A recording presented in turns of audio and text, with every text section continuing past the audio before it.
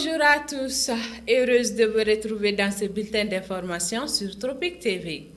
En prélude au lancement du projet d'appui à décentralisation de l'éducation au Mali, PADEM, le directeur national de l'enseignement fondamental, M. Issoufou Albert Bédari Touré, a, au nom du ministre de l'Éducation nationale, Dr Amadou Sissa Vané, présidé la cérémonie d'ouverture des travaux de l'atelier d'induction de ce nouveau projet dénommé PADEM. La cérémonie s'est déroulée ce mercredi 19 mars 2025 à l'hôtel Radisson Collection de Bamako. Financé par l'Union européenne, le PADEM est une action concertée entre l'Union européenne, le ministère des Affaires étrangères et de la coopération internationale et le ministère de l'Éducation nationale. Il répond de façon pertinente à la situation éducative du Mali et s'attaque directement aux principaux défis dans le contexte que vit notre pays. L'objectif principal de ce projet est que les filles et les garçons réalisent leur droit à une éducation fondamentale de qualité, sûre et inclusive dans un environnement protecteur et dans 23 communes des régions de Kaya, Koulikoro, Sikasso et le district de Bamako. Les groupes cibles de ce projet sont les filles et les garçons de 3 à 15 ans, incluant les conseils régionaux, les maires, les DECAP, les DAE, les CGS, les AM et les enseignants. Save the Children, AMSS, CA et B sont les ONG partenaires de mise en œuvre de ce projet. La cérémonie d'ouverture des travaux de l'atelier a enregistré la présence des partenaires techniques et financiers, des départements ministériels, des directeurs de services centraux et déconcentrés de l'éducation, des collectivités et des représentants des syndicats d'enseignants. Des présentations sur les objectifs du projet ainsi que sur la sauvegarde, la fraude et la redevabilité ont été entre autres des temps forts de cette journée riche en échanges.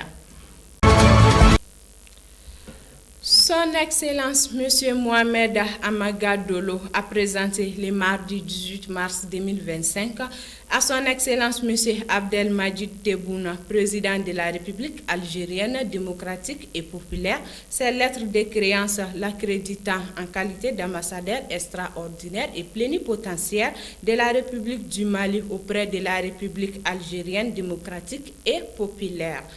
Au cours de l'entrevue, l'ambassadeur Dolo a exprimé au président algérien sa profonde gratitude pour la diligence avec laquelle il a été reçu, juste quelques jours après son arrivée à Alger. Il a saisi l'occasion pour transmettre au président Tebboune les salutations fraternelles de son Excellence le général d'armée Assimi Goïta, président de la transition, chef de l'État. Les échanges ont essentiellement porté sur la relation bilatérale entre nos deux pays qui traversent depuis un certain temps des situations d'incompréhension. À cet égard, les deux personnalités ont rappelé que le Mali et l'Algérie sont deux pays frères et voisins liés par l'histoire et la géographie et ont souligné la nécessité de continuer à travailler ensemble pour surmonter les défis communs avec confiance, courage et détermination. Le diplomate malien a réaffirmé son engagement à œuvrer pour le raffermissement des liens d'amitié et de coopération entre le Mali et l'Algérie avant de solliciter l'accompagnement du peuple et du gouvernement algérien dans le cadre de l'exécution de sa mission. La coordination des associations et ONG féminines CAFO de Kati a organisé une conférence de sensibilisation sur les nouvelles taxes appliquées à la télécommunication. À travers cet événement, les femmes de la CAFO ont exprimé leur soutien aux décisions des autorités de la transition, affirmant leur engagement envers la souveraineté nationale. Dans son intervention, Mme Kadia Fofana, présidente de la CAFO de Kati, a souligné l'adhésion totale de son organisation aux mesures prises par les autorités de la transition.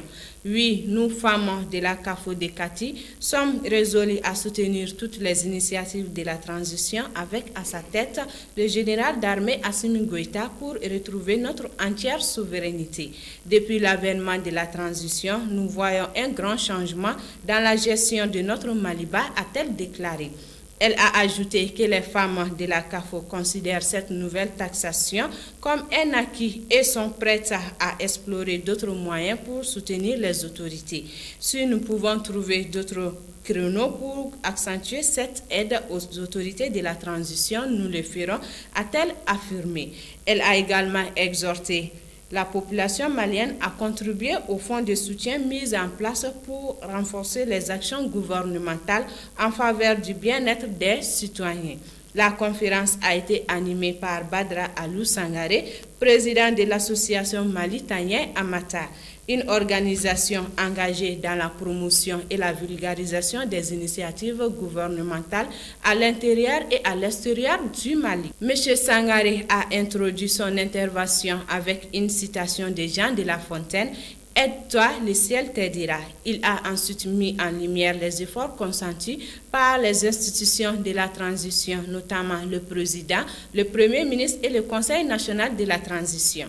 Il a rappelé que plusieurs de ces institutions ont alloué les 2/3 de leur budget de souveraineté aux œuvres sociales et réduit leurs dépenses de fonctionnement.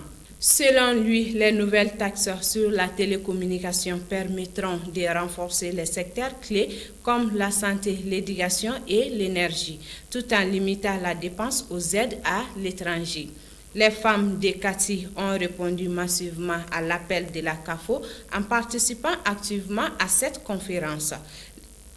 Leur engagement témoigne de la volonté d'accompagner la transition et à contribuer à l'essor du pays à travers des initiatives économiques et sociales durables. Avec cette prise de position forte, la CAFO de Kati s'affirme comme un acteur clé dans le soutien aux réformes entreprises par les autorités de la transition dans une dynamique de consolidation de la souveraineté nationale. Parlons de l'actualité régionale à présent. Le concours de transparence pour 2024 s'est achevé.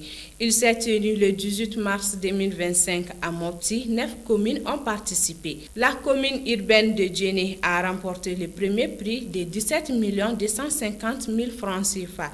Femaya, dans le cercle de Djenné, a obtenu la deuxième place avec 10 350 000 francs CFA. Badjangara a terminé troisième avec 6 900 000 francs CFA. Ce concours est organisé par le programme de gouvernance locale redevable et financé par Oxfam. Rencontre sur la prévention des catastrophes naturelles à Koulikoro. Les activités d'engagement communautaire pour la gestion des risques de catastrophes ont débuté mardi 18 mars 2025 à Koulikoro.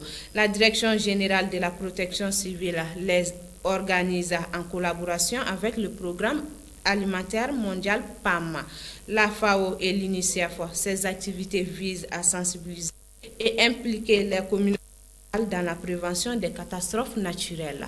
Elles mettent l'accent sur le développement des stratégies pour réduire les impacts dévastateurs. Une trentaine d'acteurs participent à cet événement qui va durer 3 jours. Et voilà, c'est la fin de ce bulletin d'information. Grand merci à vous de l'avoir suivi. À très bientôt.